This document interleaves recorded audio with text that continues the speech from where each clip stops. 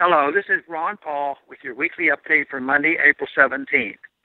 Audit the Fed recently took a step closer to becoming law when it was favorably reported by the House Committee on Oversight and Government Reform.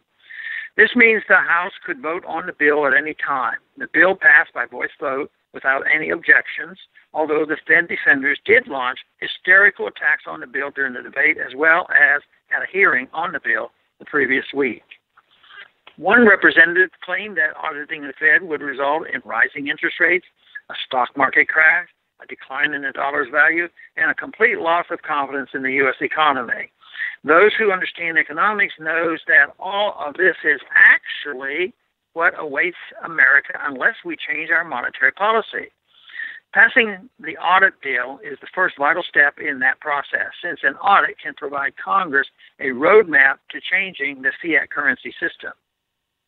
Another charge leveled by the Fed's defender is that subjecting the Fed to an audit would make the Fed subject to political pressure.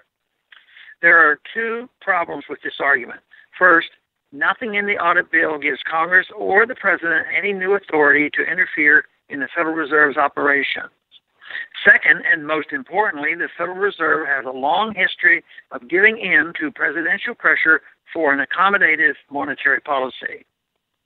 The most notorious example of Fed chairman tailoring monetary policy to fit the demands of the president is Nixon-era Federal Reserve Chair Arthur Burns. Burns and Nixon made an extreme example. After all, no other president was caught on tape joking with the Fed chairman about Fed independence, but every president has tried to influence the Fed with varying degrees of success. For instance, Lyndon Johnson summoned the Fed chair to the White House to berate him for not tailoring monetary policy to support Johnson's guns and butter policies. Federal Reserve chairmen have also used their power to shape presidential economic policy.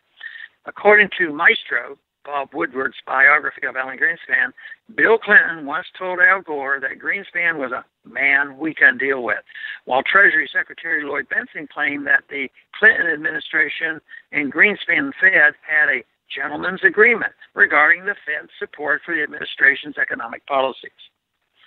The Federal Reserve has also worked to influence the legislative branch. In the 1970s, the Fed organized a campaign by major banks and financial institutions to defeat a prior audit bill.